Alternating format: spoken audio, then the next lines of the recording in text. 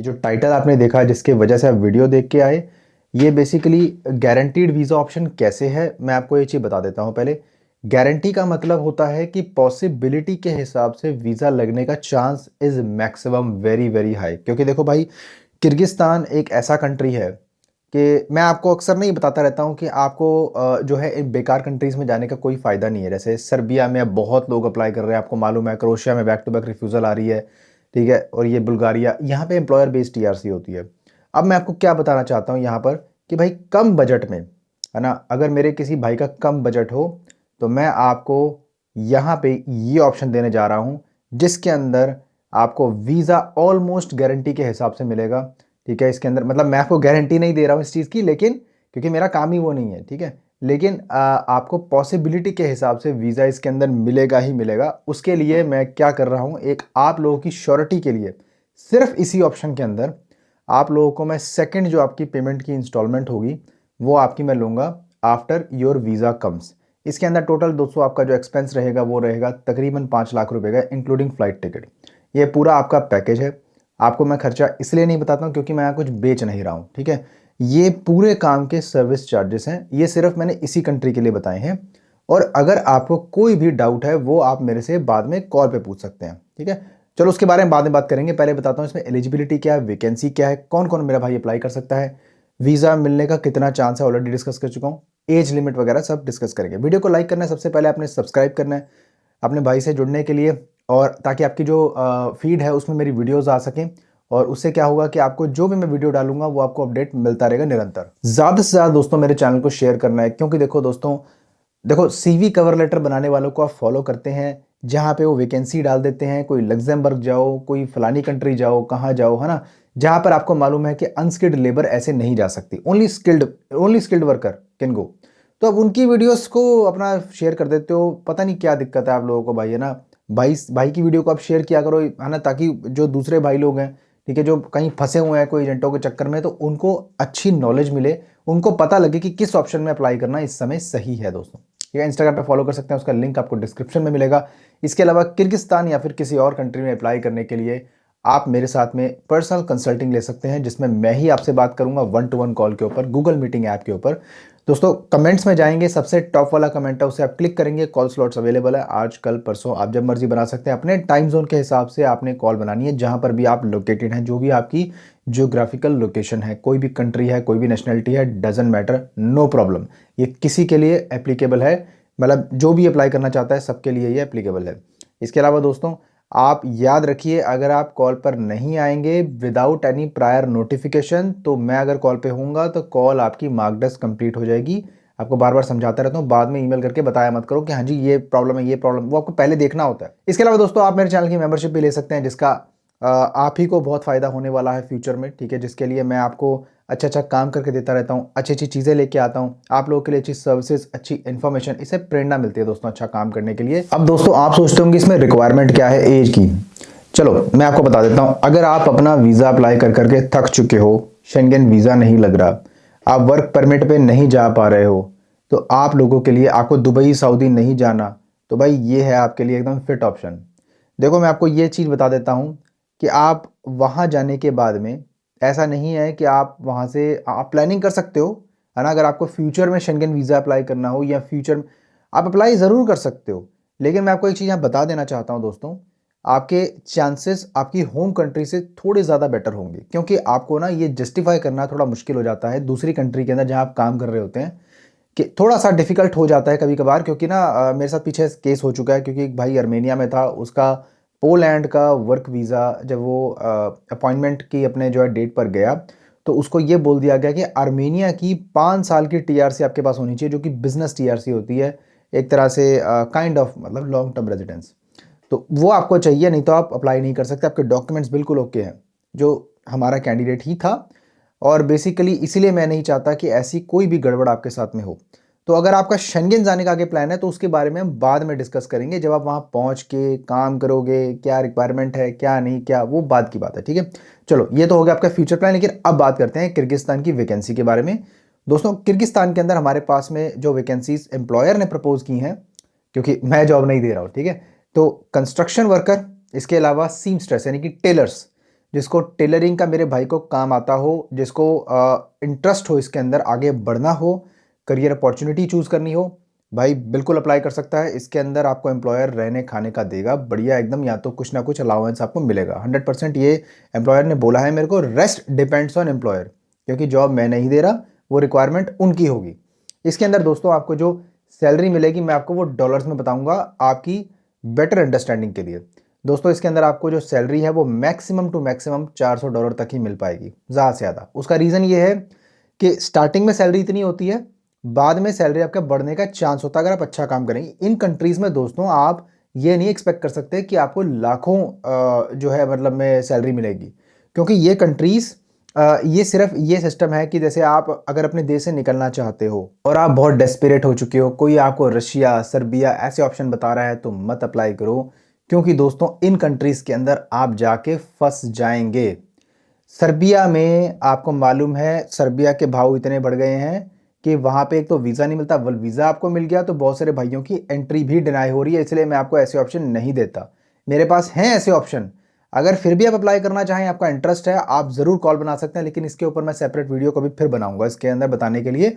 जिसको भाई को अप्लाई करना हो वो फिर भी अप्लाई कर सकता है। मैं आपको ये नहीं बोल रहा कि हाँ यार मेरे पास ऑप्शन है नहीं, ठीक है। मैं सिर्फ आपको अपनी गाइडेंस दे रहा हूँ कि जो आपके लिए बेटरमेंट हो सकता है, जो आपका फ़ायदा हो, जिसके अंदर आप अप्लाई करो, आपको कोई ज़्यादा दिक्कत ना आए। जैसे जॉर्जिया हो गया, वहाँ अपने बंदों को रोक लेते हैं, क्यों? अपने ही लोगों की वजह से, क्योंकि उनका जो इंटेंट होता है ना वहाँ काम करने का नहीं होता, उनका इंटेंट होता है वहाँ से इलीगल रूट यानी कि डंकी रूट से वहाँ से कहीं दूसरी कंट्री में जाने का। अब वो नहीं हो सकता, क्योंकि भाई अब आ चुका है यूरोप के अंदर एंट्री एग्जिट सिस्टम, जिसके अंदर अब ऐसे लोग कभी भी ये हरकत नहीं कर सकते, ना ही जो लोग दूसरी कंट्री में कहीं बैठे हैं वो ऐसी हरकत कर पाएंगे। तो खैर good to know for you. इसके अलावा दोस्तों आपकी जो एज है वो होनी चाहिए कम से कम 45, मैक्सिमम टू मैक्सिमम 45 से 50 साल मैक्सिमम एज, इससे ऊपर नहीं अप्लाई कर सकते आप, क्योंकि फिर क्या है कि रिफ्यूज़ल आने का चांस हो जाता है। दोस्तों मैंने जो आपको इसमें बताया ना कि मैं आपकी जो सेकंड इसके अंदर जो पेमेंट है ना, इसमें दो ही पार्ट में आपकी पेमेंट होगी। जो सेकंड पेमेंट है मैं आपकी वो लूँगा आफ्टर वीज़ा, ठीक है, जिसमें आपको भी एक श्योरिटी रहेगी कि हाँ जी भाई हमारी वीज़ा के बाद पेमेंट आएगी। तो देखिए आपके लिए मिले यार, आप लोग बोलते थे भाई कि यार ऐसे कोई ऑप्शन लेके आओ जिसमें मैं पेमेंट की सिक्योरिटी मिले। देखो हालांकि मेरा काम वीज़ा लगवाने का नहीं है दोस्तों, है ना, वीज़ा नहीं लगेगा तो आपने वो वाला पैसा नहीं देना, लेकिन हाँ जहाँ पे जो खर्चा कम हो सकता है, जहाँ पे जो चीज़ मैनेजेबल हो सकती है दोस्तों, वहाँ पर मैं आपके लिए करने के लिए तैयार हूँ। लेकिन भाई जहाँ पर कोई चीज़ मैनेज नहीं हो सकती वो भी आपको समझना पड़ेगा, वो मैं नहीं करके दे सकता, क्योंकि मैं यहाँ पर कोई फल सब्जियाँ नहीं बेच रहा, ठीक है, जाहिर सी बात है। यहाँ पर आपको जो है भाई जो भी कंसल्टिंग, जो लॉयर्स की फ़ीस है, जो आपका कुछ भी खर्चा रहता है वो आपको पे करना पड़ेगा। उसका रीज़न ये है दोस्तों, डॉक्यूमेंट मैं अपने घर से नहीं लेके आ रहा और ना ही मैं आपको जॉब दे रहा हूँ, ठीक है। जो भी आपका सिस्टम रहता है सारा का सारा एम्प्लॉयर और आपके बीच में रहता है, लॉयर के बीच में रहता है, वो सारा कुछ करवा के आपको देंगे, और जो मैं आपसे वादा कर रहा हूँ वो आपको मिलेगा। Processing time will be very short, 1 या 2 महीने में आपका सारा काम हो जाएगा। इसके अंदर दोस्तों आपने कुछ नहीं करना, सब कुछ हम आपको करवा के देंगे। आपको सिर्फ और सिर्फ आपका पासपोर्ट स्कैन और एक फ़ोटोग्राफ चाहिए 35x45 मिलीमीटर्स की, की, ठीक है। तो वाइट बैकग्राउंड होना चाहिए, पासपोर्ट आपका पूरा स्कैन होना चाहिए, आपकी कोई भी आपकी कंट्री के अंदर क्रिमिनल रिकॉर्ड नहीं होना चाहिए, और कोई भी आपका डेपुटेशन का सिस्टम नहीं होना चाहिए किसी और कंट्री से। तो आप बिल्कुल एलिजिबल हैं, आप अप्लाई कर सकते हैं, इसमें फ्रेशर कोई दिक्कत नहीं है। लेकिन अगर आपके पास एक्सपीरियंस है, काम करने में, काम समझने में आपको आसानी होगी, आगे बढ़ने में आपको आसानी होगी, ये मेरा मानना है। अब देखो हम जो डिस्कस कर रहे थे कि भाई अब फ्यूचर क्या होगा, देखो यार भाई प्रेजेंट जियो पहले, फ्यूचर की बात बाद में करेंगे। पहले हालात आपको मालूम है अभी इमिग्रेशन के क्या हालात हो रखे हैं, पूरी आप निकाल के चेक करो, आप निकाल के चेक नहीं करते भाई। आप देखो यूरोप में, यूएस में, कनाडा में, ऑस्ट्रेलिया में, यूके में क्या हालत हो रखे हैं। सब लोग हर जगह से, हर कंट्री इमिग्रेंट्स को निकालना चाहती है, निकालने पे तुली हुई है। खास तौर पे जिस कंट्री के अंदर आप जाना चाहते हैं उस कंट्री के अंदर तो वैसे भी हालात बहुत ख़राब हैं। या तो वो कंट्री वीज़ा देती नहीं, या तो वहाँ पे डायरेक्ट कोई एक्सेस नहीं है जाने का, मतलब एज ए अनस्किल्ड लेबर, और या तो अगर जो उन कंट्री में है ऑलरेडी उनको भी इमिग्रेंट्स को निकालने का ऑर्डर है कि भाई इनको कैसे भी करके यहाँ से निकालो। हालांकि मैं आपको बता दूं कि जगह जगह पे प्रोटेस्ट भी हो रहे हैं, और इसके अलावा इमिग्रेशन को लेके ऐसी पार्टीज जो है सत्ता में आ रही हैं जो इमिग्रेशन के खिलाफ हैं। मतलब फ्यूचर में इमिग्रेशन बहुत ज़्यादा और भी ज़्यादा कड़ी और टाइट हो जाएगी। इसी की वजह से दोस्तों एंट्री एग्जिट सिस्टम में लेके आ रहे हैं, क्योंकि ये चाहते हैं कि हमारी कंट्री में जो आदमी लोग आए वो लोग ना कुछ स्किल सेंस वाले आए। ऐसा नहीं कि भाई कोई भी उठ के दूसरी कंट्री में कहीं से कोई टाप टूप के बॉर्डर से भाई आ गया और इनको वो जो टैक्स, मैं आपको समझाता हूँ होता क्या है। देखो आप जैसे मान के चलो कि भाई कोई बंदा है, ठीक है, चलो मैं आपको अपना एग्जांपल देता हूँ। जैसे मैं रहता हूँ, ठीक है, अब्रॉड में। अब जैसे मैं टैक्सेस पे करता हूँ। अब कोई बंदा कोई डोंकी लगा के आ गया, कोई बंदा इलीगल एंट्री करके आ गया। अब वो बंदा अगर, है ना, जिस देश में मैं रहता हूँ मैं टैक्स पे करता हूँ, वो बंदा उधर आके अपना असाइलम ले लेता है। अब असाइलम लेने के बाद में क्या होता है, मेरे जैसे ही बहुत सारे जो लीगल माइग्रेंट्स हैं वो टैक्स पे करते हैं। उनकी टैक्स पेयर मनी से सरकार करती क्या है, उनकी टैक्स पेयर मनी से सरकार असाइलम सीकर्स को एंटरटेन करती है। उनका खाने का, रहने का बेनिफिट, उनके उनकी फिर वो क्या करते हैं, फिर वो फैमिली भी बुला लेते हैं। तो ऐसे में बर्डन क्या होता है, ऐसे में बर्डन हम लोग के ऊपर पड़ जाता है। लेकिन ये लोगों को ये बात समझ नहीं आती, जो लोग ये ना इलीगल रूट से डोंकी टाप ऐसे जो है ये हरकतें करके आते हैं। दोस्तों कसम से मैं ऐसे लोगों को बिल्कुल एंटरटेन नहीं करता और मुझे बहुत गुस्सा आता है लोगों पे, क्योंकि कई बार क्या होता है, किसी ने टूरिस्ट वीज़ा अप्लाई किया होता है, कई बार क्या होता है किसी ने भाई कोई ऐसी जानकारी लेनी होती है जिसके पास मेरा नंबर बहुत पहले से होता है, मैंने खुद ही अपनी मिस्टेक से दिया होता है।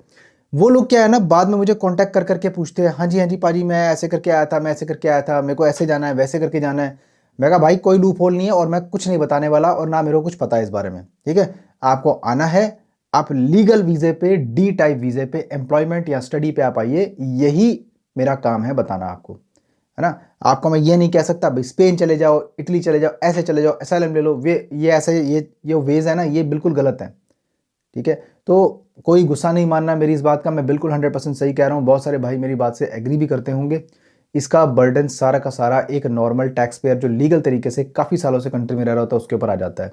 और उसकी वजह से उसको भी जो ये जो होते हैं ना असाइलम सीकर, इसकी वजह, इन लोगों की वजह से उन लोगों को भी फिर क्या होता है, खतरा हो जाता है। ऐसे यही चीज़ अमेरिका में हुई दोस्तों। तो बस समझाने का मकसद यही है दोस्तों।